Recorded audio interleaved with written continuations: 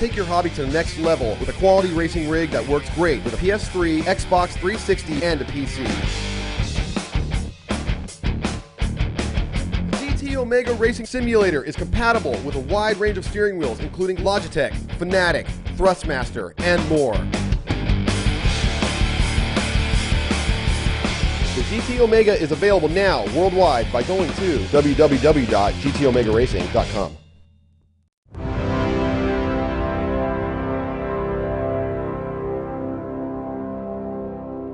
Race fans, it's time for those most famous words in motorsports. Drivers, stop your engines!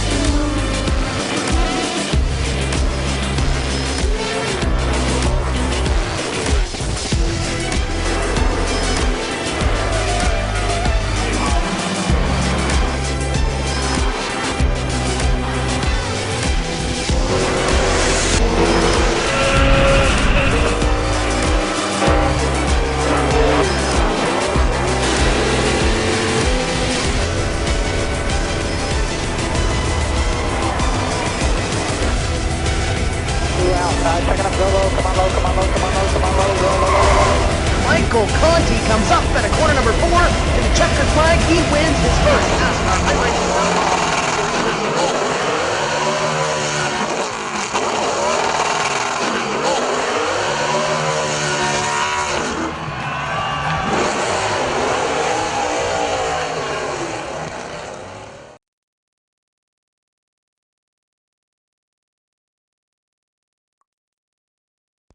Evening iRacers, welcome to the iRacing Grand Prix Series Road to Pro. It's 2013 Season 2, Week 7. We are at the Circuit of Road America. My name is Lee Thompson. We've got Dean Prescott joining us, who's just recovering, I think, from the Grand Am Series, and Alex Simpson on cameras and perhaps offering a bit of expert insight every now and then. We are going to start off with our track guide again, very kindly provided by Foresa Gira Racing. So over to them.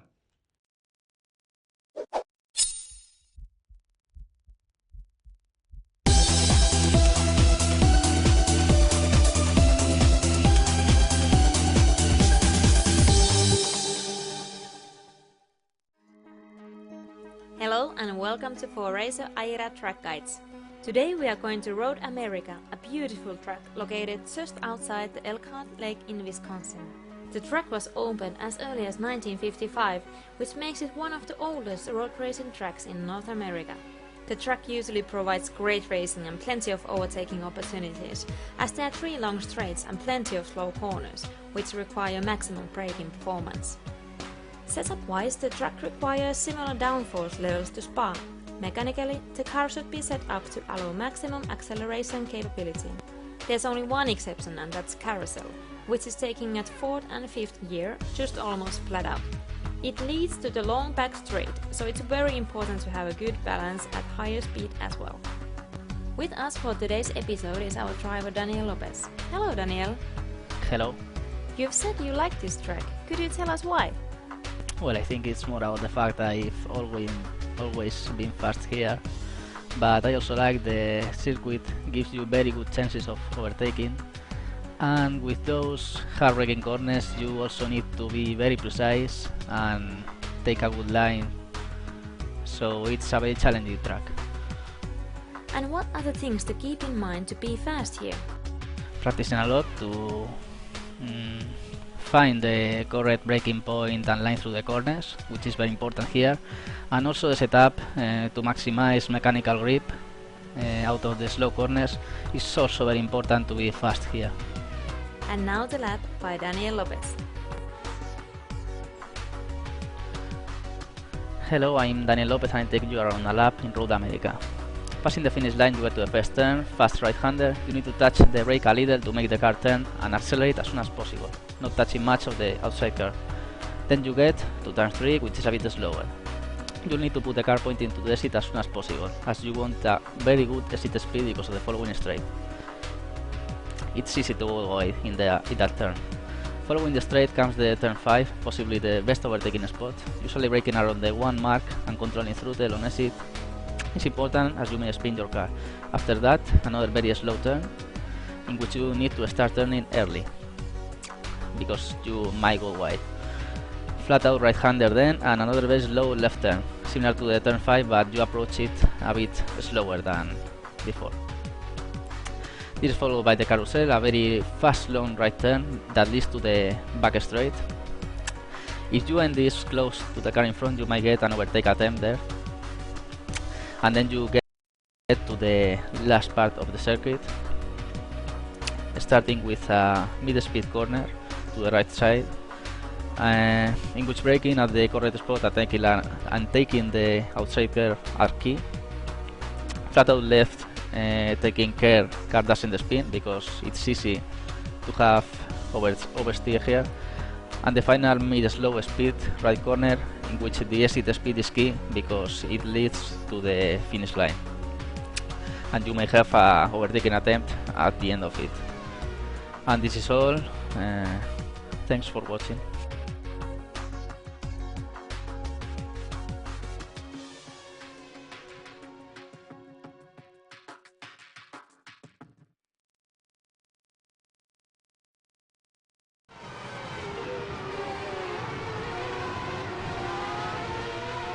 So, welcome back everybody. Thanks again to iRacing for providing the great little track guides at the beginning of our sessions.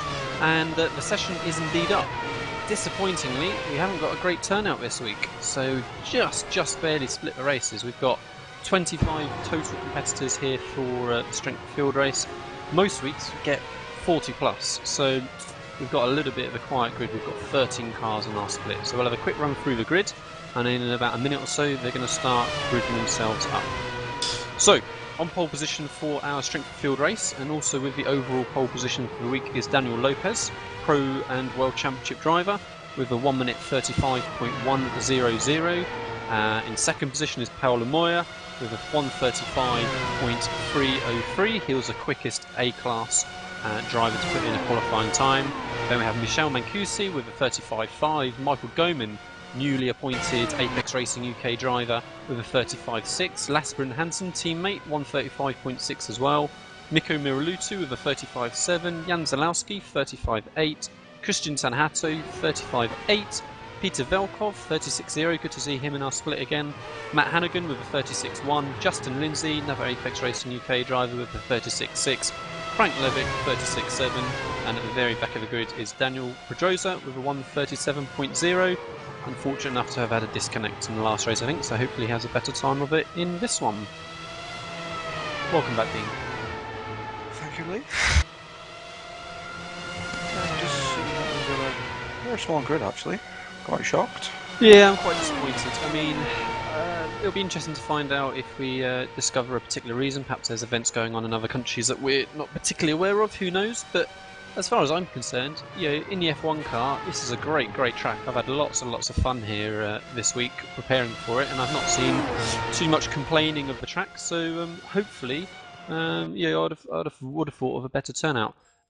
Alex has just pointed out a very good point that it is Father's Day. So okay, yeah, I couldn't have told you that. So perhaps that would explain some of it. But even so, still a bit disappointing.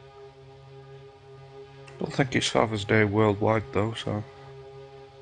But anyway, the cars are gridding up at the minute, waiting for the last couple of cars at the back of the grid to take their positions. And I just hope that we don't have 3 or 4 cars take themselves out in the first lap, because that's really going to leave us with very little to work with, Dean. Yeah, very narrow grid. Very narrow start-finish, so. Yeah, they've got quite a bit of time to turn 1, so they've got enough time to sort themselves out, but it's a quick, tight entry into turn 1 and then turn 2, so we do see some instance. Looks like we're just waiting for 1 car at the back. I think they've just popped up as we speak, probably Justin Lindsay. He always likes to keep everybody waiting. And I can hear the revs building, so they're waiting for lights to go green. Daniel Lopez on pole, Paolo Moya in second position. And it's a great start from Paolo Moya. He's in the lead already. Awful start from the cars behind as well. But Paolo Moya got away Michael Goman up into third place with Lasse Brun-Hansen looking to come up alongside Mancusi as well.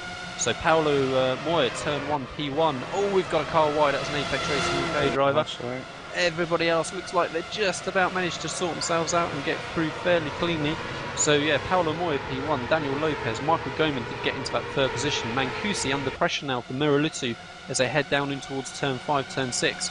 So Miralutu off the inside of Mancusi now, one of the heaviest broken zones on the track, as we see if they can sort themselves out. Oh, very close between the two of them as they take the entry, and lots of different lines from the cars as they come into the corner there. It looks like everybody else just about sort themselves through. A little bit of action between Peter Velkov and Matt Hannigan perhaps, but they seem to get through fairly cleanly with the two Friction Racing cars just swabbling away, Frank Leggett and Matt Hannigan. Yeah, definitely an interesting start. Not as many people, so I wasn't expecting a huge accident, but... And as I just scrolled through the field, we've missed an error from Paolo Moya and hopefully caught it on the stream, but Daniel Lopez is back into first position again, streaking away already. So Paolo Moya had that great start and he's blown it straight away. So Daniel Lopez straight back into P1. Paolo Moya now is under pressure from Michael Goman as they head towards Canada Corner, towards the end of the lap, one of the heaviest braking zones again on the circuit. Michael Goman very, very close to the back of Paolo Moya there. But these first 6, 7 cars are hanging pretty close together for now. Yeah, I think it was coming up the hill just before doing the long back straight. I think he, when they went too wide, one of them got slightly out of shape on the inside. We've got two wide here, Michael Mancusi. Yeah, this time it's Mancusi with the inside line with Jan Zalowski looking to capitalise as well. So, Miralutu just cuts across the nose of Mancusi, but you just have enough space. Looks like Mancusi's got the run. Jan Zalowski now is looking to come up the side of Miralutu, but Miralutu breaks a lot later and manages to keep that position for now. So that puts Mancusi back into 4th, Miralutu 5th, Jan Zalowski 6th. I think one we've got to watch for here. Jan Zalowski again on Miralutu. Here we go, tries to go around the outside, takes that wider line, does Jan Zalowski. Allows him to carry a lot more momentum through the corner. He's going to try and cut back inside, but looked like he had a little bit of a wiggle trying to get on the power there. Got Lars starting to make his way back through the grid after he went off in turn 1. Yeah, we've got some great little battling going on here between what we're at, sort of 5th, 6th, 7th, 8th position. So good little grouping of 4 or 5 cars at the minute swabbling away. So meanwhile, Daniel Lopez already has a 2 to 3 second gap over Paolo Moya, who's also just breaking away a little bit from Michael Goman. Those front 3 are really building a gap. Mancusi trying to chase after him 4th. Miralutu still under lots of pressure from Jan Zalowski in 6th. Jan's got a great run in the slipstream here. He's going to be looking to go up the inside and Canada Corner. It just breaks a little bit early, just showed his nose, but it did put Miralutu off, it seems. So Jan Zalowski got a great run coming out the corner again. He just wants to tuck in still for now and try and get as good a run as he can down the start-finish line here. Very different lines from the two of them, different braking points, and looks like Jan may get a good exit coming out the corner again on Miralutu. So they come up with the start-finish line. Miralutu goes defensive already up against the pit wall. Jan Zalowski is going to have to go around the outside, side by side as they come towards turn 1. Who's going to be latest and bravest on the brakes? Oh, just so close between the two of them again. Jan's just going to lose out a little bit to Tanahatsu perhaps behind as well. Manages to hold on that position for now. Peter Velkov right in the mix there as well. Great to see him battling with these top split drivers. Yeah, most definitely. And Here's Jan again. Yeah, to the outside this time. Yeah, he's going to have to take that outside line again, hopping over the curb. We'll talk about that when the racing settles down a little bit. But again, Miralutu manages to make that position work and holds his line well. Yeah, just in the background as well, you've got Lars starting to make his way back through. Yeah, getting past Frank Levitt with Daniel Pedrosa just behind as well. And, Spotted Peter Velkov actually. Yeah, right in the mix. One of the Christians. Wing. Definitely good to see Peter back. We've seen a few. He was here a few weeks ago in the FW31 Strathfield. Yeah, and he showed himself very, very well. So if he can hang with these cars all race long, that would be a great result for Peter. Well, he's got a nice looking livery on his car as well, and we look forward to seeing more of him in his top splits. Meanwhile, Miralutu just manages to break slightly away from Jan Zalowski on that last lap, so Jens is going to need to spend a little bit of time in closing that space back in again and getting in a position where he can pressure. So those, 5, 6 cars have just strung out a little bit, but I can see them all hanging together, and Lasper and Hansen's catching that group very, very quickly actually. He's going to be on the back of that little train of cars in not too long at all. Definitely way out of position. Well, that was because of turn 1. But Jan's looking very racy. He has a little bit of a wiggle. Yeah, see if Miraluti feels the need to go defensive again. He's managed to make it work the last couple of laps, but he looks like he holds his line for now. Jan Zalowski looks to go up the inside, but again just thinks better of it, just shows his nose, tried to distract Miraluti on his mirrors. And just in the background, Daniel Pedrosa having to defend hard from Frank Levick, so he made that position up in the last lap, and Frank Levick's trying to make that back on him, so that's just allowing Justin Lindsay behind as well to stay with that little group. Great to see everybody right together. We've got nobody else dropped further back. Justin Lindsay's our last runner, and everybody is keeping together quite nicely. Yeah, just looking a little bit further ahead of that battle. We've got Michael Goldman coming under some pressure. Mancusi. Yeah, he's done a great job of closing that gap to Michael Goldman as Mancusi. He was a good few seconds behind. Oh, I thought he was going to look to be late on the brakes there. Again, just tries to perhaps distract Michael in his mirrors there. So again, same as I was saying with Jan the previous couple of laps, he just needs to get a good exit out of this final corner and then get the slipstream down the long front straight. Looks like he might just be a little bit too far back on this lap, but he's going to be there and thereabouts anytime soon. Closing and closing now. Right into the braking point. Michael maybe slightly wide. Mancusi's got a great run, thinks better of it though. And again, Mancusi straight into his slipstream. All the way down the back straight. Yeah, he's going to be in a position for an overtake coming into the corner here at the end, turn 6. So Michael doesn't really feel the need to go defensive, and Mancusi does look to go up inside. Michael just gives him a little bit of space and keeps himself nice and tidy. So as they were, P3 for Michael Goldman, P4 for Mancusi.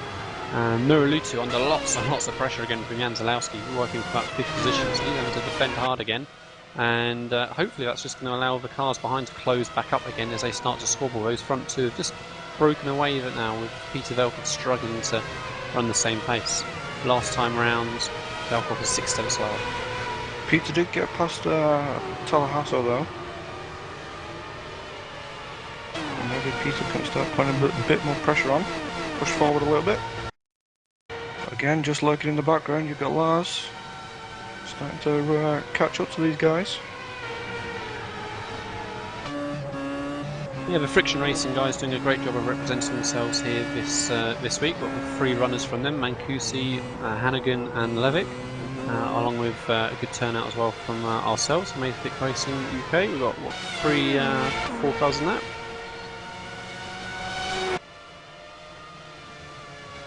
So Daniel Lopez already heading towards turn 2 as Paolo Moya heads into turn 1. So Lopez streaking away, 37.2 on that last lap, where Paolo Moya was a 38.0, so 8 tenths difference. Michael Goldman just managed to create a little bit of space in Mancusi behind, so P3 for Michael Goldman, P4 for Mancusi. Miralutu still defending hard from Jan Zalowski for P5 and P6, with Peter Velkoff just stuck in no man's land a little bit between the 2 groups of cars. Tanahutu under lots of pressure now from Matt Hannigan, so here comes Hannigan looking for 8th position as they head into turn 6. Tanahutu just goes a little bit defensive initially, but Hannigan's going to try up the inside late on the brakes. Great move by Hannigan, it looks like. And Lassie's going to capitalise here. He's got the inside. Oh, a little bit of move from that. A little bit late to go defensive there, it seemed. And they just about all shake themselves out.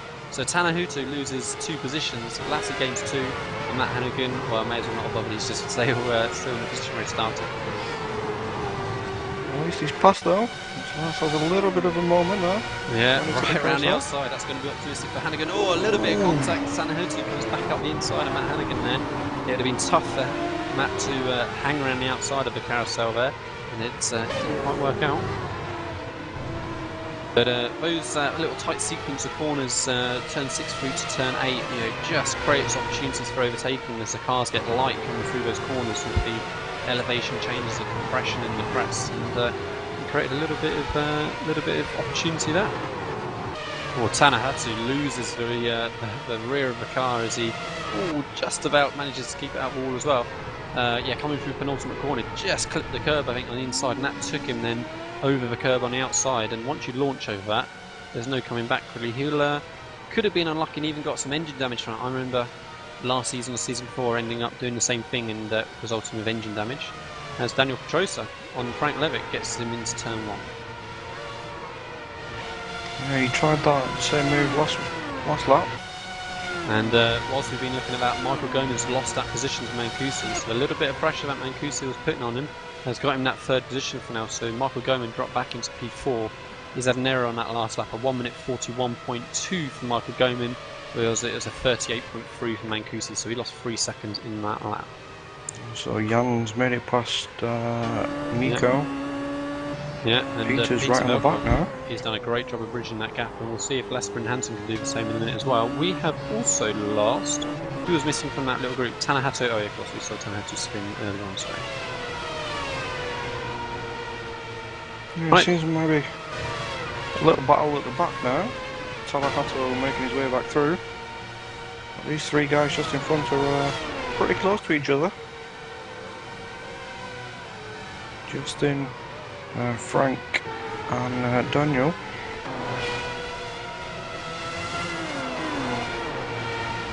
I've actually just been watching last few laps of Frank, and down the main straight he doesn't seem to have the top end to match Daniel. Yeah, I think... he's very out of shape. Makes exactly the same error as Tanahatu there, but just manages to gather up. Let's see if Justin Lindsay's going to be able to make a move now as they head into turn 1. So we should have a great grind coming out of that corner in the Frank Levick slipstream. Let's see if he goes up the inside. Looks to move out a little bit early. Just about crawl his way up the inside. Who's going to be bravest on the brakes and as they come into turn 1? Justin Lindsay's does get late on the brakes, makes that move, nice clean pass from Justin there. Frank Levick drops back in position. Okay, you just saw that Frank just doesn't seem to have that top end to... And jumping back forward, sorry Dean, Peter Velkov now up alongside Merilutu, so Peter Velkov's trying to get the move done into turn 6. We've got, even with this small grid, they're doing a great job of putting on a little show for us. We've got little battles all the way through the field, so Peter Velkov's doing a great job again of trying to keep up with these top 5 cars at the minute. And Mars has made his way through as well. I think perhaps he had a little bit of an error on that last lap, as I thought he was a touch closer to Peter Velkov last time by, but we'll see how it develops. And this battle at the back still going on. Justin starting to bridge a little bit there. Tanahatu still going to make his way through at some point. Actually running 2 seconds a lot quicker than these 2 guys in front. Yeah, once you get into this is a track where we do find the aero does get affected well in the dirty air when you're following within a second or so of the car in front. So good long straights to get a slipstream, but it's tough to follow through some of the faster corners. So it's going to be one thing perhaps being at a lap at 2 seconds quicker, but it may be a little bit more challenging to get by.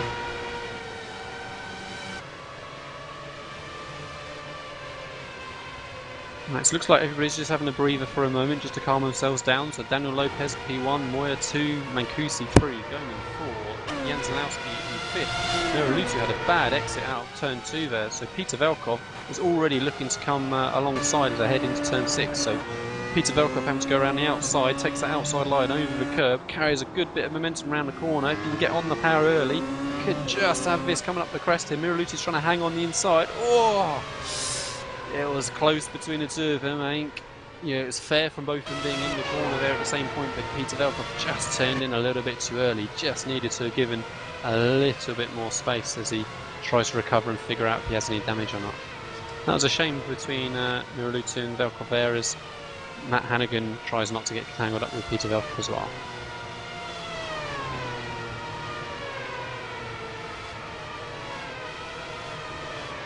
So hopefully for the 2 of them they've not sustained damage, so we'll see how their lap times progress as they go through the next little bit of the race. Mancusi looks like he's lost a little bit of time to Michael Gomez on that last lap, so Gomez managed to close in a little bit again, challenging back for that podium position.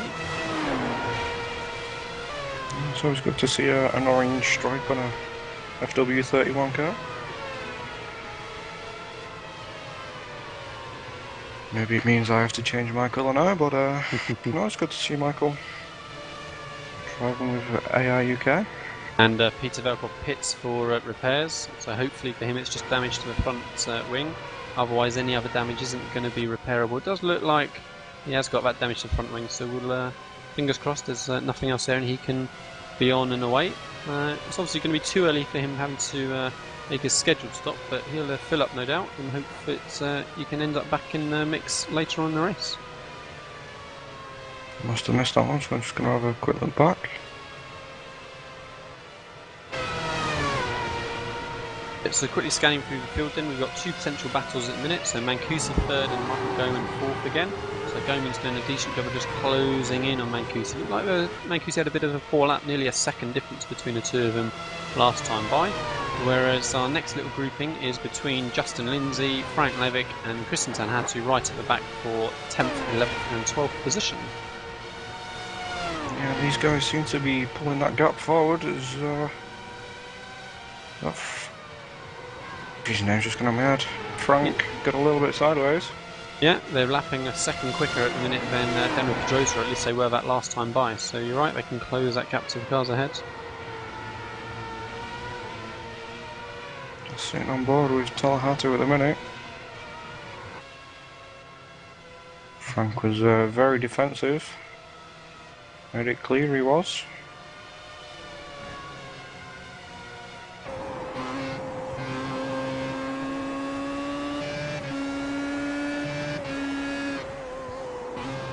Just having this conversation in the Grand Am League, it looks like there's plenty of different lines to be taken here, there and everywhere. Yeah, main example is going into turn 6. So certainly last season when we came to Road America, there was lots and lots of conversation in the forums about what's acceptable and what isn't acceptable. Seems like everybody's been a bit more sedate about it this year, so been a lot happier. But yeah, it's whether you run outside of that entry curve rather on the right and get over to the wall or not. iRacing for whatever reason doesn't give you an off track, so there's no kind of actual penalty given, and we see that varying line quite a lot through the corner. I think the main thing that's been decided really is if you've got somebody following close behind, you need to stick within the clearly marked track boundaries. I think if you haven't got somebody close behind, perhaps then what's acceptable is to be a little bit more flexible, maybe, since the opportunity's there, and it does gain you at least a couple of tenths a lap if you take that line. Another one that I'm seeing is the final corner here. Michael Goman takes a very nice tight line behind Mancusi.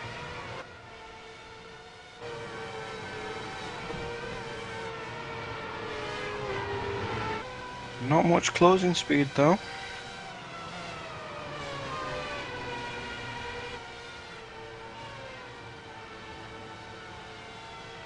Goman's definitely on charge.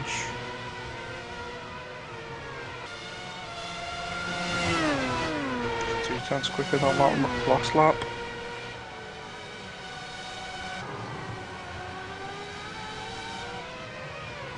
Yeah, good example there. Yeah, sorry, Dean. Yeah, good example there of a different line. So, for Mancusi to take that line with the car behind, you get different closing speeds if they take a different line. So if you stick within the track boundaries, actually you can brake a little bit later and a little bit deeper. So if Mancusi went outside and Michael went inside, then there can be a little bit of a risk there. So it's an awkward situation, but everybody seems to be dealing with it fairly happily this season. And we flat out around the carousel, sounds like it, on board with Mancusi. Yeah, maybe just a slight lift, just coming off the throttle by 10% or so, just to keep the car sticking on the inside. But yeah, I think most of these guys are probably going to find, depending on setups of course, that if they're flat, all the way around, they're probably just going to drift out, run out ever so slightly. We get a little bit of difference here in aero setup. Everybody should be running pretty low downforce really, -10, -5 rear wicker.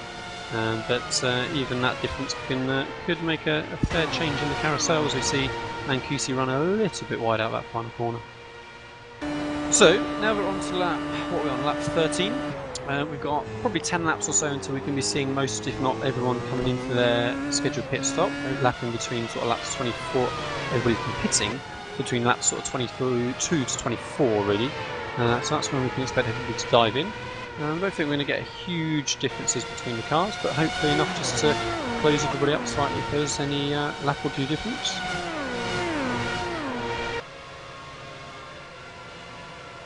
So looking back to the rear of the field again, Justin Lindsay still holding that position over Frank Levick with Christian Tanahatu. I think Christian must be struggling with damage perhaps after his little incident, so maybe he does have a little bit of engine damage. It'll be interesting to see his top speed as they come down the straight. If he just drops back slightly, then he could well have sustained a little bit of damage in there, but he's not able to make any progress at the minute.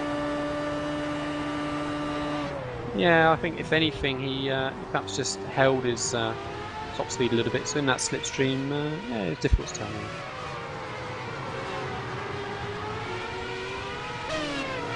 I just having a flick through the cameras actually. Again, thanks to Easterman for supplying us. Yeah, very kindly provided us with a couple of updates just in time for our stream as well, same with the Mid-Ohio stream. That's a very interesting one on the gyro cam. Just looking back at the driver's face. Mancusi, meanwhile, is struggling again to keep the pace with Michael Goman behind him in fourth position. So let's look at their lap times last time by. Mancusi is across the line of 37.4 and Michael Goman 37.1. So Michael Goman is right in the hunt now. He can get a good turn 1, turn 2, and we'll see what he can do then as they head towards turn 5, which is the one we've been talking about, not turn 6. So coming out of turn 2 here. Yeah, decent exit from both of them, so Michael Goman's going to struggle to really put too much pressure on, but he's going to be right there, right on his gearbox as they come into turn 5. Mancusi does feel we need to go defensive, it looked like a little bit on the approach, so Michael Goman doesn't run quite so wide this time and just follows his line as they come through. A little bit sideways from Mancusi. Yeah, it's a tough little sequence of corners to keep the car balanced through. These guys still actually keeping Paulo in shot. So they can't be doing that bad. So only 4 seconds actually behind Paulo. Yeah, they're running at a pretty similar pace, 37.3 for Paulo Moya that last time by. We know Michael Goman was a 37.1, so you're right, he's not escaping. Daniel Lopez certainly is escaping, being our World Championship driver, 36.7 last time by, so good 7 tenths of a second quicker. Looking further back, Miraluti's under pressure again. He's been defending all race long, it seems. Lasper and Hansen looking to come up the inside into Canada corner, but not quite close enough this time by. But yeah, the 2 Apex Racing UK drivers both looking to push forward and gain a position. And Justin's still locked in this battle. Talahato. Yeah, and in fact he's lost a position to Frank Levick then since I've last looked, so he was ahead of Frank Levick with Tanahatu at the back, so looks like he may be losing another position now if Christian can get a good exit, and he will. So Tanahatu's going to be up alongside as they head towards turn 1 here. See what his top speed's like, no problem at all, so he hasn't got any significant damage it seems, and he's got that move made it looks like before they even get into the braking zone. There we go, Tanahatu up into 11th position. And just what Justin needs to do now is just stick behind him, use his draft catch up to Frank. Easier said than done though.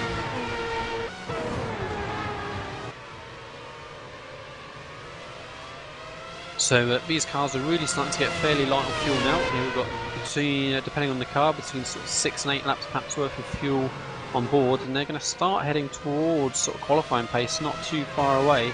So yeah, we're looking at cars in the 37s and even touching into the 36s as they end these stints. They can really get a lot more confidence, especially in the slower corners as the car lightens up, and you really can commit to the braking zones a lot more and carry a lot more momentum through the apex as well. Pete Velkov just getting a lap put on him by Michael Goman. Got out of the way very nicely. Didn't impact the lap times too much. It looks like Peter's parking it up.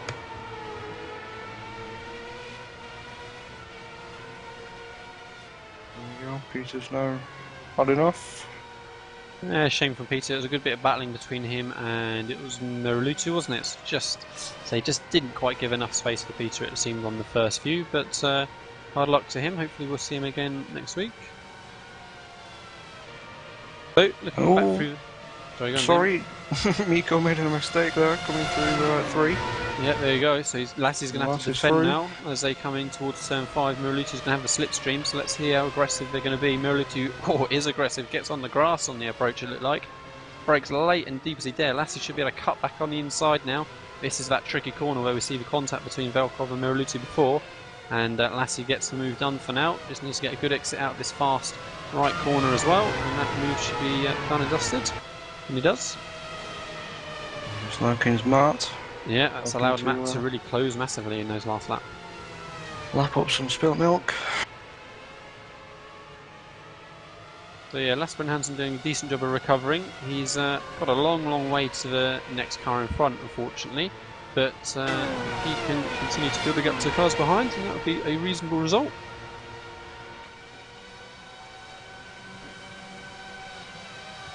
Daniel Lopez has now just done my qualifying time, which is always quite depressing when he's got 5 or so laps of fuel left in a race, but never mind. So Daniel Lopez, P1, streaking down the main straight. Paolo Moya, P2, just coming out of turn 2. Mancusi and Michael Goman running exactly the same lap times as Paolo Moya. So as you spotted earlier, Dean, Paolo's definitely not escaping.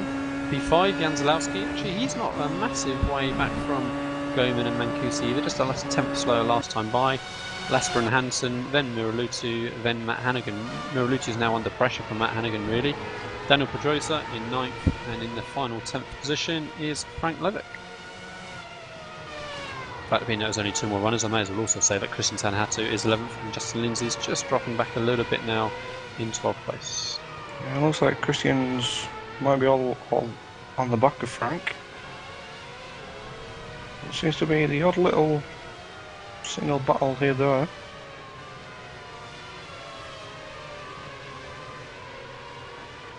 And Matt Hannigan has gotten by Nicky Merulutu, so just a little error, I think again it must have been for Merulutu there, as Matt Hannigan gains another place, so not a great 2 laps there from Merulutu. Yeah, it's that turn 5 again. Yeah, I'm just seeing it come on the delayed stream for me. So yeah, both Merulutu and Hannigan then took the same line, but Merulutu just lost the rear going in and was desperately trying to keep some momentum, not lose that place, and then lost it on the exit as well. So yeah, it's the toughest corner on the circuit probably. You want to carry so much speed through the apex, but with the elevation changes as well, it's yeah, it's not an easy place to get around. Meanwhile, looks like the battle between Mancusi and Michael Goman has just cooled off ever so slightly. So Michael Goman just had a little bit of a poor lap last time by 6/10 off the pace. So we'll see if he can close back up again.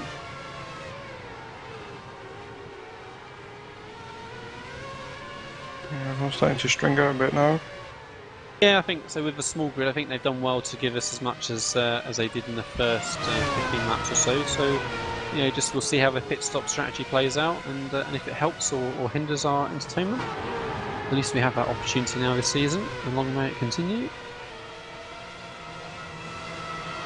Daniel Lopez still pushing very hard, still in the low, very low 36s. We'll see if he manages to scrape into the 35s this time by as he comes out the final corner onto the start-finish straight. Looks like he's pushing hard, certainly, as he comes out the corner. So as Daniel Lopez crosses the line, let's look at his lap time. There you go, called that quite nicely. First lap into the 35s, I think, so 35.9 for Daniel Lopez.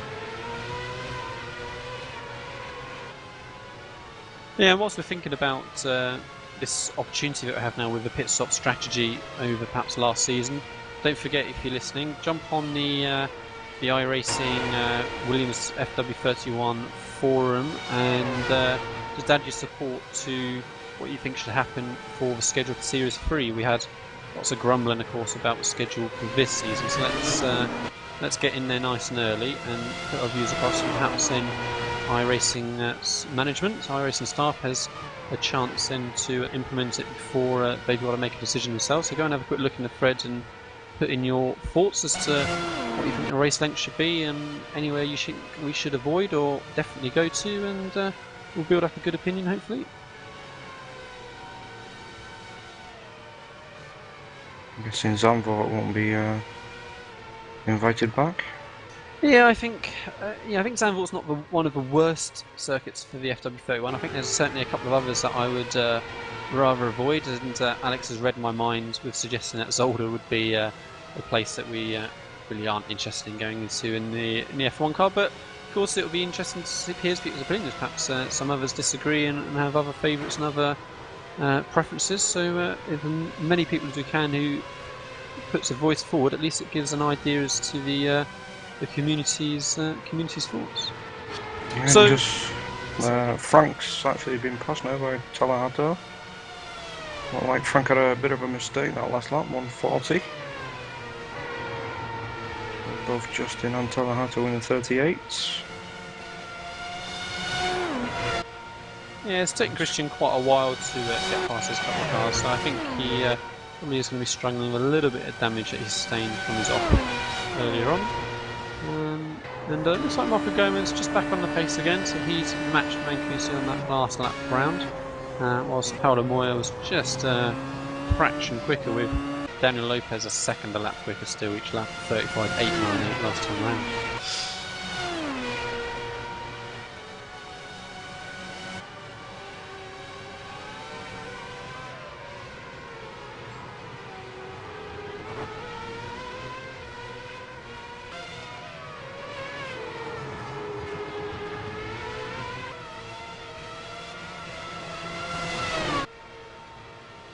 So yeah, we just looks like everything's just settled down ever so slightly now as we're waiting for these pit stops. So we can expect the car starting to come in with the next couple of laps or so, just to working on this long stint as normal. So whilst we wait for those pit stops to come in, let's do an onboard lap with our World Championship driver to see how it is he's able to lap a second quicker than anybody else in the field. So we come over the crest at the start-finish line, completely flat down this long straight all the way down into turn 1.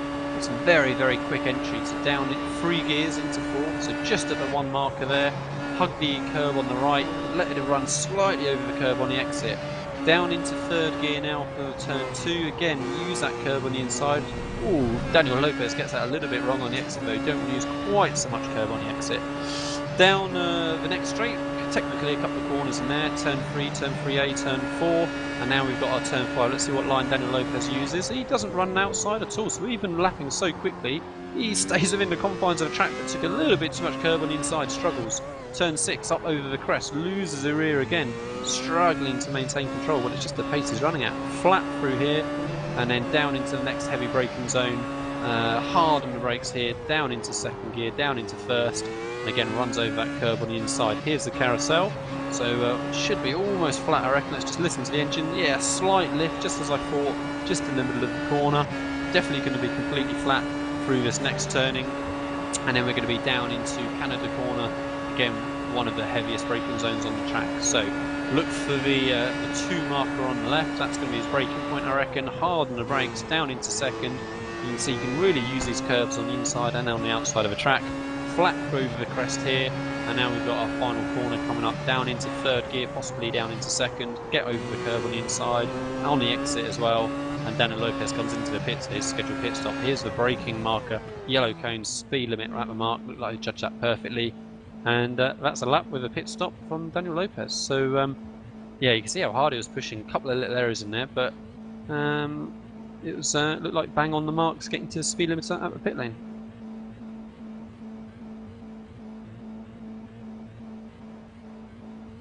So yeah, Daniel Lopez then first of the cars to pit. Let's see who else goes. Paulo Moya continues by for another lap, and Michel Mancusi, hits also from that 3rd position. So Marco Gomez got a great opportunity now to leapfrog Mancusi, going a lap or more longer. We'll see how many he manages to get in.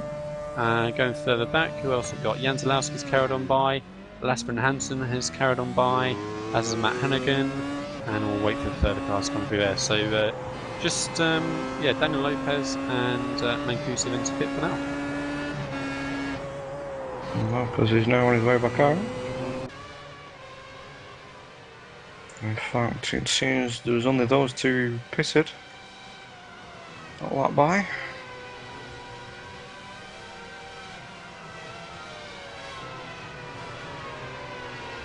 Yeah, so I think the main car to watch in is going to be Michael Gomez to see when he makes his pit stop and see if he manages to make that leapfrog up into that third position that he's been pressuring for a good portion of the race.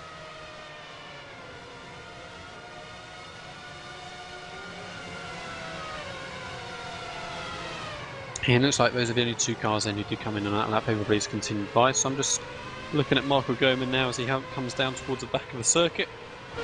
I reckon he could well go one extra lap. We'll see if he comes in this one. If he goes one more lap, then that's surely going to guarantee that spot over Mancusi.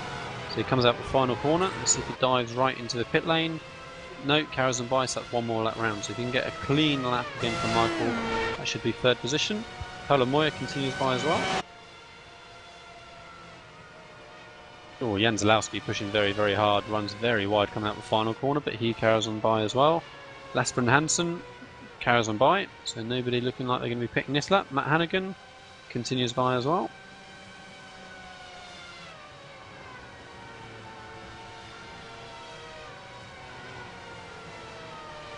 And yeah, Mirko Muralitu, he's the first car to pit in this lap, so quite a difficult entry into the pit lane. Not so much in terms of a turn to it, it's a nice straight run up, but it's you don't see the marker where you got to hit the speed limiter because of the crest coming up, and it's easy just to get a little bit loose on the brakes as well.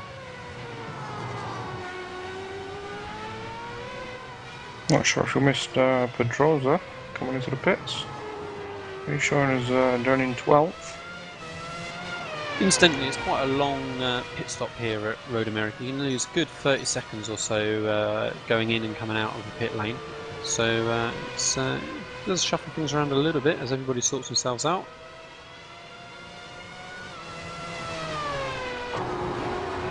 So scrolling back forward then, going back up to the leader, so Paolo Moya currently in the lead, having not made a pit stop yet. He's going to be coming through the final corner any moment at the end of lap 23. I reckon he could well be coming in. And no, it continues by, so another lap. Going to be at least lap 24 for Paolo Moya. Michael Goman hits, so he's made 2 laps extra on Mancusi, so we'll see if that's managed to leapfrog him up into P3. Looked like he was a little bit quick maybe going into the pit lane there. Hopefully he judges speed nicely. Jan Zalowski comes in as well. Daniel Lopez continuing by after having already made his stop. Lasper and Hansen comes in as well, so this looks like the lap for everybody at the end of lap 23. Matt Hannigan in as well, so yeah, everybody in. Right, car to watch in is Michael Goman, as I said. He's not yet even stopped at his pit box. That's how long his pit stops are going to take. He's just on board with Mancusi. He's just starting the start-finish now. So Michael Goman just waiting to pull out the pit box. Off Michael Goman goes. So where's Mancusi? It's going to be very, very close, I think, between the two of them. And no, Michael Goman's got that position done. He's come out in front of Tanahatu for now. So yeah, Michael Goman's gained a good 3-4 seconds at least through that little section, but hopefully not going to get tangled up with Tanahatu here, as Tanahatu still needs to make his pit stop. I think he's still out of position a little bit, so Michael Goman hopefully not going to have to work too hard and lose all of his time from his gain of Mancusi. Tanahatu's trying to come up the inside of him here as they come into turn 5 again, so Michael Goman's going to have to play it safe, I think, just relinquish the position for now. Oh, looks like Tanahatu just struggled a little bit on the brakes at the end there, but they're going to stay safe for now. Tanahatu hopefully should be fairly quick, light on fuel, whereas Goman and Mancusi are heavy-ish. But Michael Goman's lost all of that time that really he gained coming out of the pit stop. Oh, he did gain the position. Yeah, definitely. Mancusi's well within touching distance. Yeah, and Tanahatu is getting in the way now as well. I mean, this is the position, don't get me wrong. It's not like his lapton should be out of the way, but Michael Goman, great job going around the outside of the carousel there. Mancusi now getting tangled up with Tanahatu as well. It's got to be some serious damage that Tanahatu's struggling with from earlier on. But here he comes back as well. He's going to come back, I think, at Michael Goman as they head towards the end of the lap here. Michael Goman goes defensive, tries to hold up position. Mancusi looks to go up the inside, but just about holding themselves together. Tanahatu's going to have the inside line from the next corner if he can stick with it. But he bails out fairly early, which probably wasn't the worst idea. I'm pretty thankful the three of them managed to get through cleanly, as as Miller was saying, it's not like Tanatu was a lap car, but as he now comes into the pits, we knew he was out of position really, so it would have been a real shame if he had got tangled up, but all turned out okay. Paolo Moya, incidentally, still has not pit. Lap 25 he's on now, so coming to the end of the lap soon, and we'll see if he comes in then. He's going to have gained a fair chunk of time over cars around him, I think.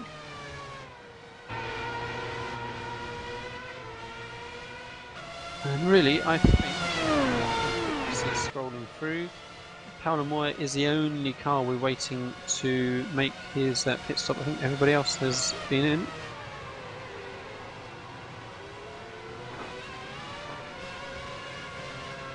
Right, so Paolo Moya coming up to the final corner, see if he dives in this one, end of lap 25. Yes, he does. Finally does make his pit stop. So he's gone 4 laps longer, was it, than Daniel Lopez, I think. So he's going to have been quite a long stint there. Yeah, 4 laps there or thereabouts. As he crosses line, it'll be 5. Lopez is just on the start finish now. Yeah, before Paolo Moya's even stopped at his pit box, Daniel Lopez is going to be by, so there's not really an issue there. Marco Goman still just trying to build that gap a little bit now on Mancusi, make sure he doesn't end up battling too much, but runs wide coming out of Canada corner, manages to keep it all together. Then I think that apart from maybe a couple of cars at the back actually, so Tanahatu, Pedrosa and Frank Levick, that's going to be our only little battles we've got in the race at the minute. Those pit stops have just strung everybody else out. With possibly the exception of Goman and Mancusi. We'll see how that develops.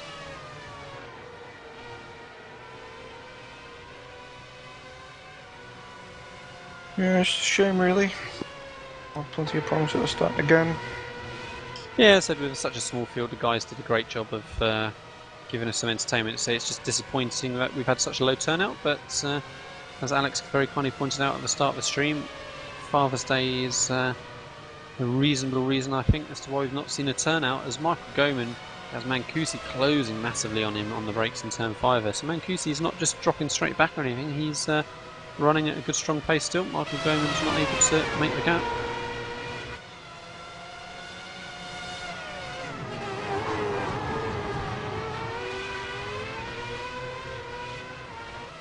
Yeah, maybe this little battle at the back between Daniel Pedrosa and Frank will kick off a little bit.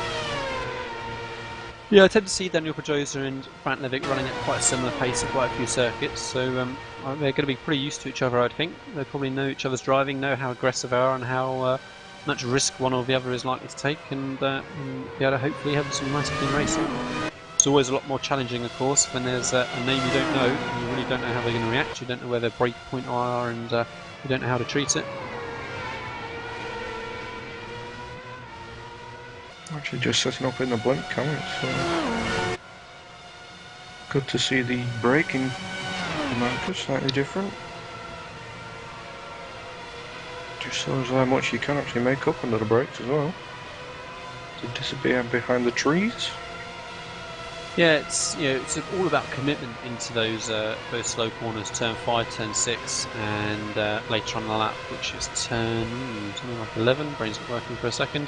Canada corner, but yeah, the time that you can gain, yeah, turn 12 wasn't far off. The time that you can gain is, like I say, really that confidence of how late you're going to be on the brakes and how much momentum you think the rear of the car can cope with as you turn in. It's really the rear of the car that's going to want to get away in those slow corners as you turn in, and yeah, we're seeing that bit of variety, as you say. Differences of setup as well as driving style. Frank's definitely catching up onto the back of Daniel.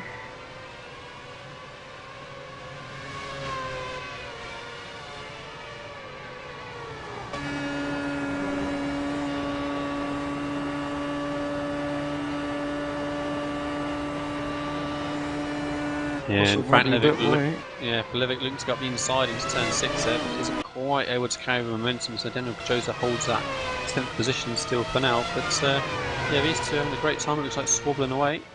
Daniel Pedrosa was running, as I said, pretty strong in the last race, in the top split as well, until he had a unfortunate disconnect about midway through. have to say I wasn't disappointed to see him disappear from my mirrors, but I was still feel sorry on his behalf. Let's see what kind of run that Frank's going to get. I think Frank's going to have a great run now coming in towards the Canada corner, so he's able to stay in the slipstream coming through previous one completely flat. Daniel Pedrosa's going to have to go defensive, and he does nice and early as well. Nothing silly, nothing late. Frank Levitt's going to be brave going around the outside, can't quite make it, but again looking to get a good exit and be in a position still for the start finish line.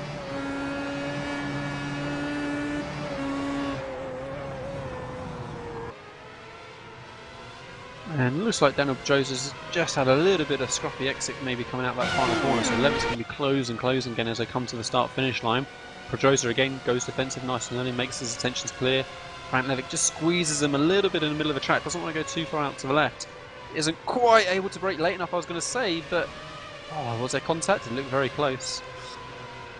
It seemed that maybe Frank perhaps thought he'd braked a little bit early and braked and then released and braked again maybe, or perhaps the opposite from Daniel Pedrosa. Perhaps he thought he braked a bit late and had to stand on them a bit harder, but hopefully they both get away without any damage.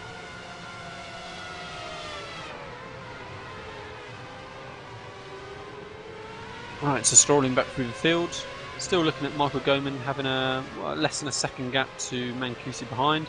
Last time round, Michael Goman was 3/10 slower than Mancusi, so he's not looking comfortable for him for that podium position at the minute, but he's just about defending. Further back, possibly we could see Lasper and Hansen maybe starting to close on Jan Zalowski as we get towards the end of the race. We've not got long left now though, 9 laps remaining. On that last lap, let's have a look. Jan Zalowski did a 38.1. Lasper and Hansen did a 37.0. Okay, Lasper and Hansen was a second quicker last time by, so he's got, as I said, 8 laps now to continue to close that gap. We'll see how it develops. Otherwise, it's just looking at that battle with Pedrosa and Frank Levitt. So don't forget Michael Goman. He seems to be coming alive a little bit. It's always easier to follow than to lead a course, and it seemed earlier on in the race that perhaps Michael Goman was just being held up ever so slightly from Mancusi, but as soon as the roles are reversed, then actually Mancusi now looks to be a little bit more confident and keeping that pressure on.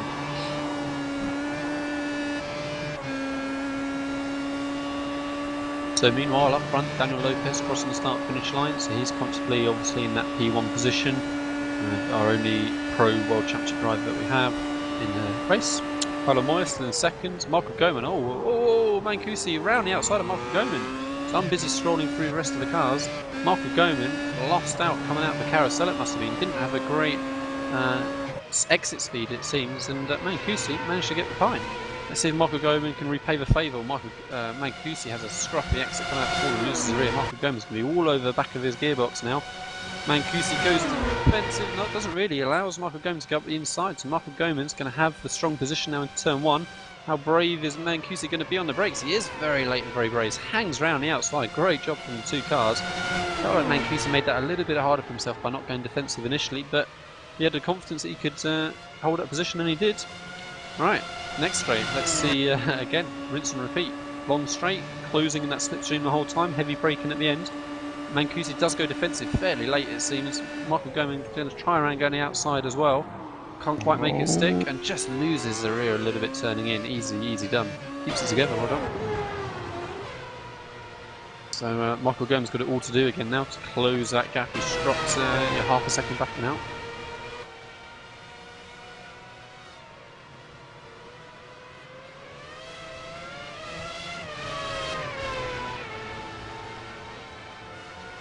Looks like he's struggling a little bit now, Michael. Coming up to 50 minutes, 7 laps remaining. Yeah, I don't think Michael Goman's had a decent points haul yet this week as far as I know, so he's going to be, that third position is going to be worth him getting to get those few extra points.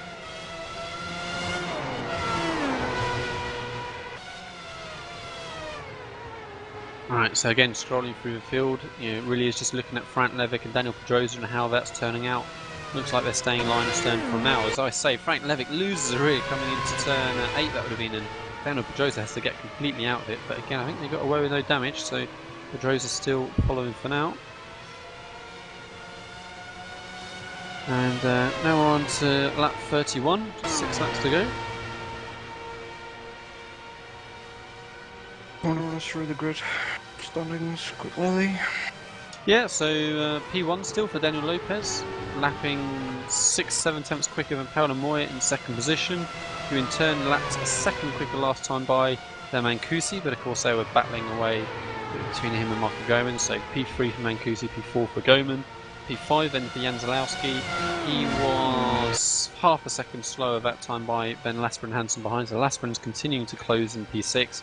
Matt Hannigan all on his own in 7th, Miralutsu down in 8th, not a great run from him it seems, he's normally a little bit stronger I think. Tanahatsu then in 9th, Frank Levick still under pressure from Daniel Pedrosa 10th and 11th, and Justin Lindsay all on his own in 12th.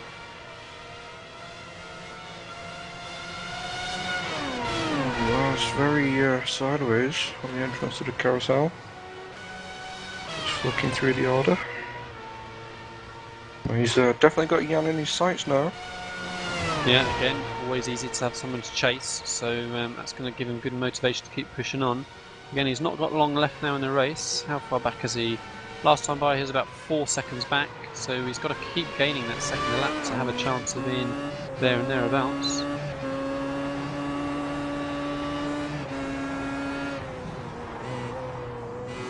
Let's have a look at the lap times this time by as Jan Zalowski comes over the start finish line. So it was a 37.4 last time by, this time 37.3, so consistent. 36.9 last time by for Lasper Hansen, but not as consistent this time, 37.3, so he gained 0 that lap. He needs to keep gaining if he wants to catch up with Jan. Otherwise, Michael Goman still just a few tenths back from Mancusi, not really in a position to make a challenge or anything yet. Just needs to keep the pressure on, and Mancusi could well make a little error. We've seen plenty of them from all the drivers really, even Daniel Lopez in front.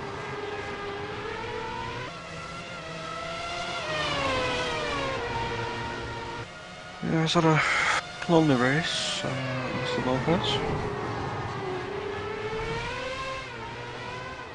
Still banging the laps in. 36s, low 36s.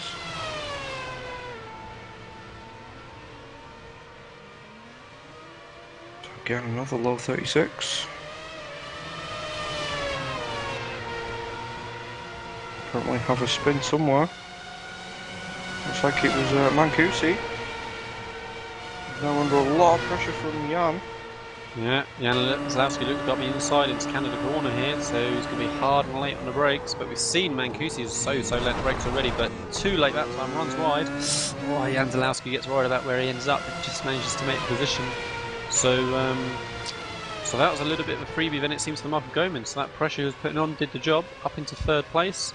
Jan Zalowski now up into 4th and Mancusi behind in 5th, and that's allowed Lasper and Hansen just to close a little bit on those two cars as they were squabbling as well. So that's going to be more of an opportunity for progression there. Yeah, Lasper and Hansen was 1.2 seconds quicker than Jan Zalowski having to deal with Mancusi on that lap. But we know that Mancusi's a very fast car. Just needs to settle his nerve a little bit. Yeah, it seems to say he's really confident on brakes. Misjudged it a little bit there, but we've seen him a few times this race being able to relatively comfortably outbrake other drivers, and yeah, just a slight misjudgment that time it seems. Let's see if he's going to have the pace now on Jan Zalowski to get that position back, get it back into 4th place. And again, these two squabbling, that's just going to continue to allow Bryn Hansen to close from behind. He's almost with him already, in fact. So, just not many laps left, still ticking away very, very quickly.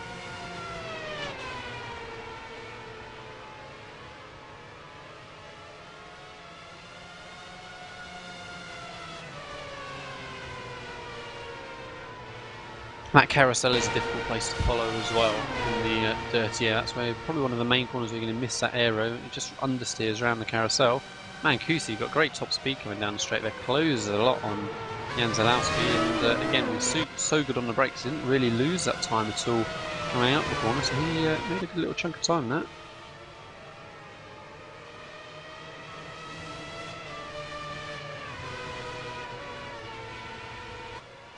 You can see Lars though, Just sitting there, putting the laps in. And a 1:37.1. Yeah, so just matched the time of the two cars in front. Didn't manage to gain anything that time by. He needs him to start squabbling and holding each other up. So if Mancusi can get a good exit coming out of turn 2 here, and he does, he's going to be all over Jan as they come to turn 5. So again, we're going to see this slipstream, this great top speed that Mancusi's got, and again we know he's confident on the brakes. So Jan goes defensive early. So Mancusi touched the grass there as well. Mancusi trying to go around the outside, thinks better of it, tries to cut back on Jan. He's going to have it up the inside now into turn 6. Jan Zalowski's going to be brave to hang around the outside and just keeps it safe. Mancusi makes that position. Lasper Hansen now almost within grasp of a little bit wider coming through that flat left, flat right rather. Runs a little bit wide out over the curve. Yeah, Jan's struggling a little bit with that actually. Not used to seeing a car. Yeah, not used to having the dirty air to follow in as well. As I said, he's been running on his own for the majority of the race. And now he'll be seeing in his mirrors. Lars just behind.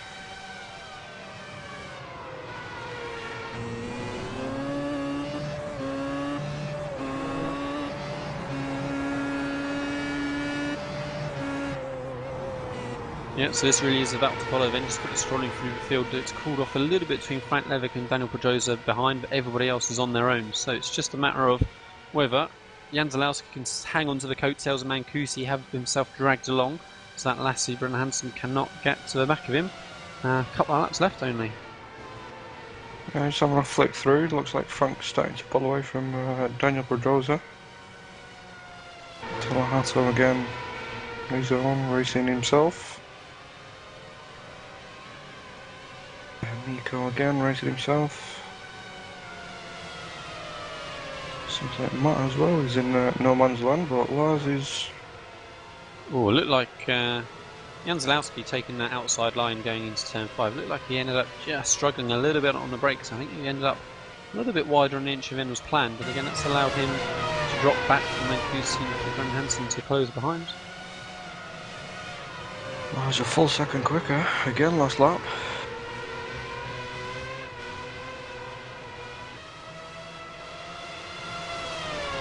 Got one left now, lap 35.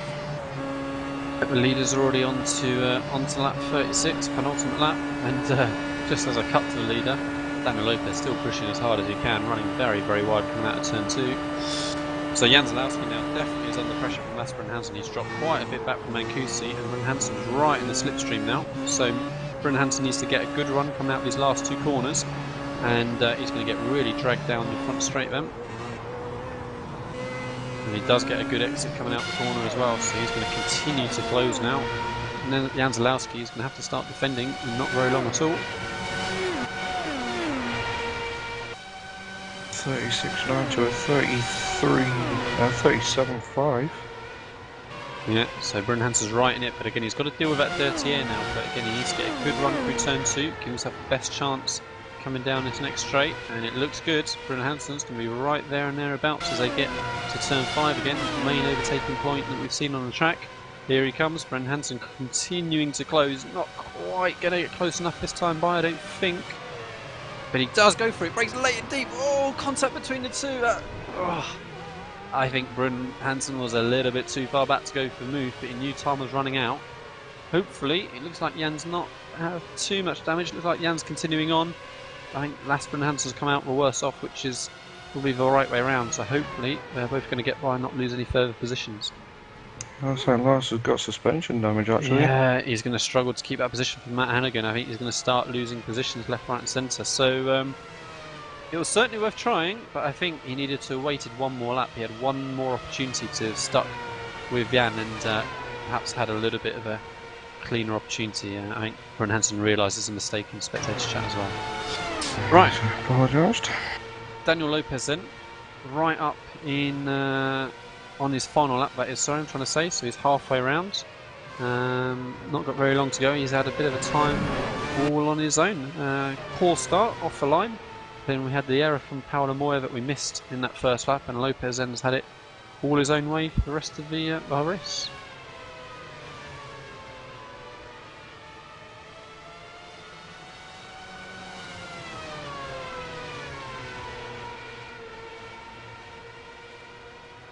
Radio March now past Lars. Actually, looks like Lars is pulling up. Shame, really. He probably could have carried on. Yeah, on that final lap, but he obviously knows what he's driving, I guess. So Daniel Lopez now coming through the final corner. As I said, pretty dominant display all the way through. So Daniel Lopez, pole position for the week, overall pole that is, for all drivers, and takes a comfortable win. That's his second win of the week as well. He's already had one in the split races earlier on. Paulo Moya then, not even at the final corner yet, so he's just coming through final corner now, taking second position, so that's going to be a good points haul for Paulo Moya. He's not managed a race win at all for the week. The other race winners, by the way, were Juha Arbe and Robin Friskop, so those are the other two winners of the split races. Marco Goman then, third place, so podium position, done well to pressure Mancusi perhaps into that error that we saw a few laps ago. Looks like then Mancusi is going to be coming home in that fourth position, getting through the final corner now. Fifth place, Jan Zalowski. He managed to escape without any significant damage, it seems, so he's held on to that fifth place. Matt Hannigan then in sixth. Muralutu then is going to be coming through in seventh. Tanahatu eighth. But with Frank Levick ninth, with Daniel Pedrosa dropped way back now in 10th position, and that looks like everybody else has been lapped in the Prix.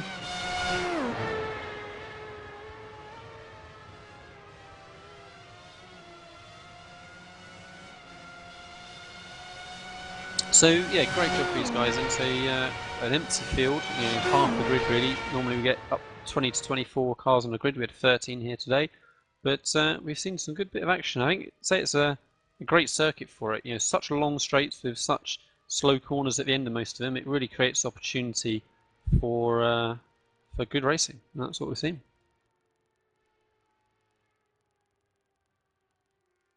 Just waiting for the last couple of cars, I think. Everybody's come over the line now, have they? Yes, everybody's done and dusted. I think the positions were, as I said, so let's just confirm the results now that everybody's definitely come through. Daniel Lopez P1, Paulo Moya P2, 20 seconds behind Daniel Lopez in the end. Marco Goman in P3, a further 16 seconds back. Mancusi then 4th, Jan Zalowski 5th, Hannigan 6th, Muralutu 7th, Tanahatu 8th, Levick 9th, Pedrosa 10th. Lasper and Hansen's been classified in 11th with Lindsay in 12th. They both were classified a lap down. And our only retirement of the whole race was Peter Velkov, with that contact we saw in turn 6 with him and Muralutu. So he was our only retirement officially, if you like, finishing 23 laps down.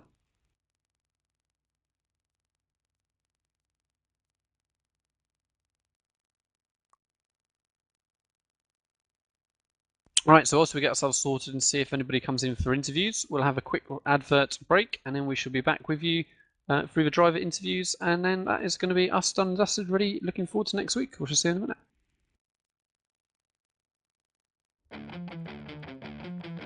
Take your hobby to the next level with a quality racing rig that works great with a PS3, Xbox 360, and a PC.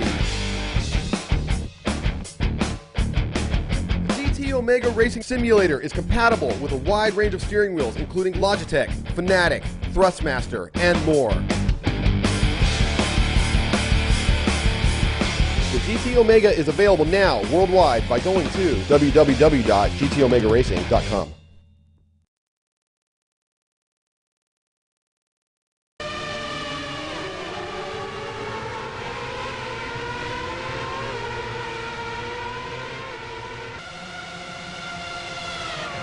And welcome back again. Right, so we currently, looks like we have Matt Hannigan sat ready and waiting for interview, so we shall have a quick word with him.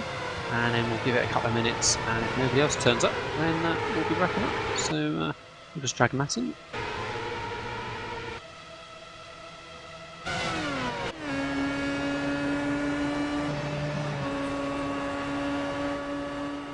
Good evening, Matt.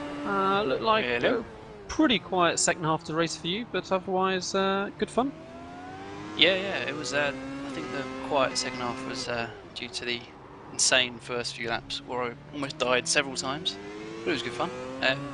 Shame I only got 144 points for that though. Don't think I'll finish 6th in the top split again for a long time. No, I'd say the strength of fields this week have not been the greatest. I think that's the No. highest we've had, strength of field of 4,000. But I think, of course, just the small number of participants has not helped the points, unfortunately. If we had a bigger split, then you'd have been all right.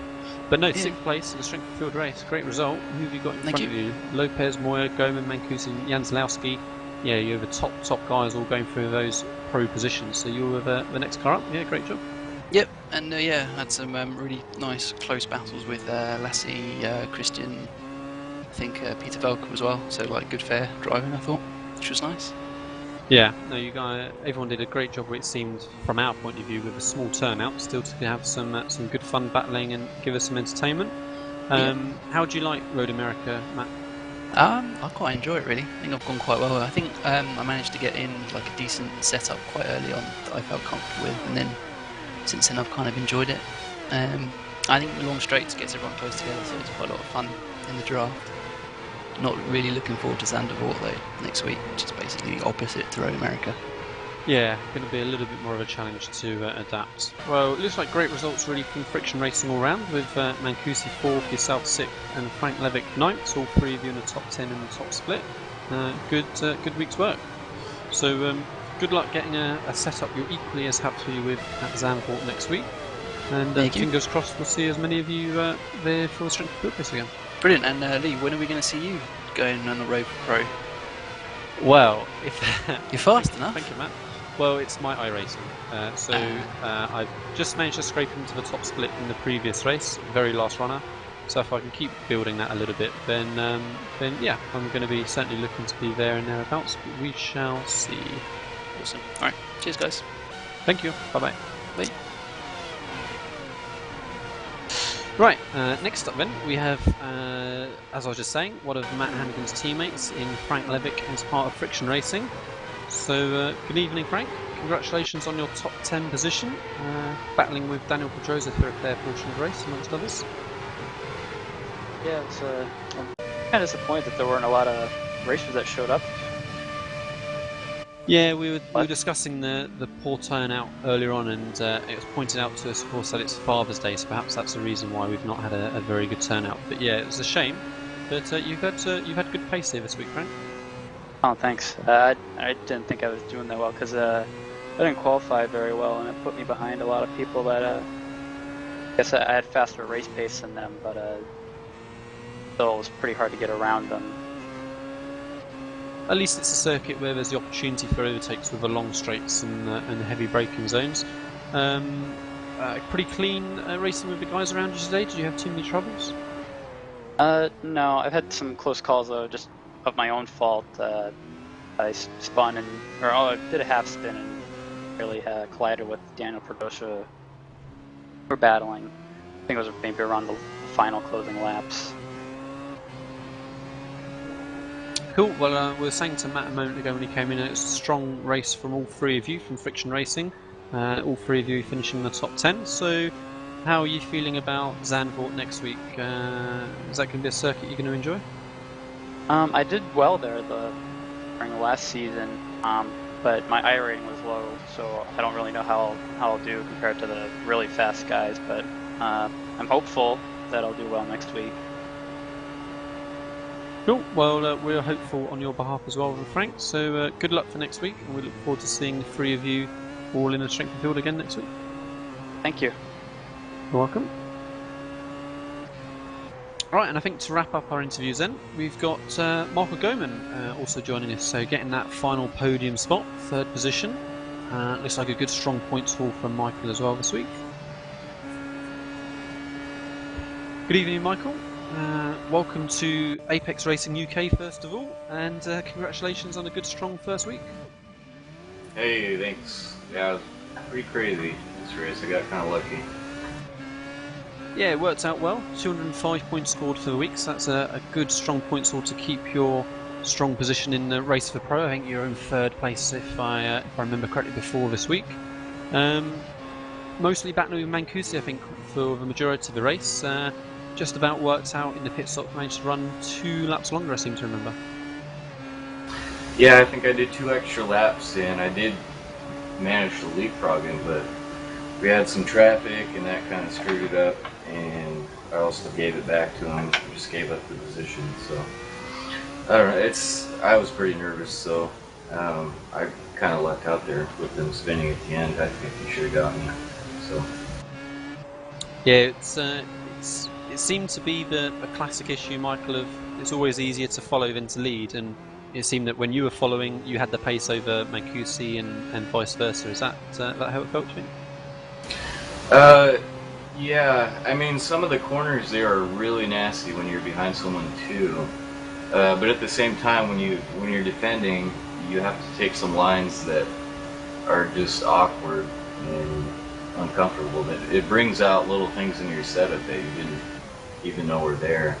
So yeah, I think I just was cracking under pressure a little bit.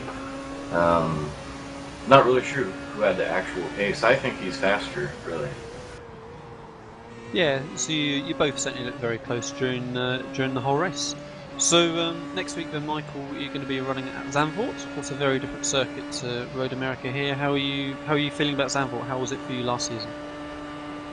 I liked it last season. I know the setup's going to be pretty tricky there because there's a lot of ins and outs and ups and downs, so it's going to be probably a lot of time spent tweaking that setup to make that work. I remember struggling with it last season, but I like the track. It's awesome.